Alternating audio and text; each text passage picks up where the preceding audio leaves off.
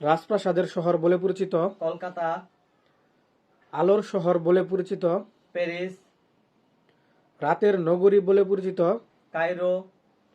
বাতাসের শহর বলা হয়। এই উত্তরটি আপনারা সবাই কমেন্টস করে জানাবেন। সবাইকে ধন্যবাদ। পবিত্র শহর বলা হয়। জেরুজালেমকে? সম্মেলনের শহর বলা হয়। জেনেভা?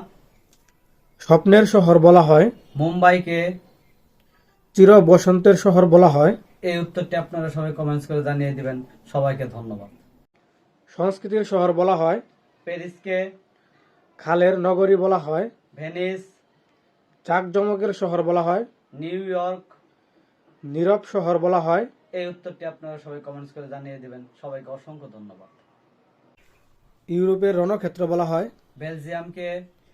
ইউরোপের ককপিট বলা হয়। বেলজিয়ামকে? ইউরোপের রুটির ঝুড়ি বলা হয়। ইউক্রেনকে? দক্ষিণের রানী বলা হয়। এই উত্তরটি আপনারা সবাই কমেন্টস করে জানিয়ে দিবেন। সবাই পাশে থাকবেন।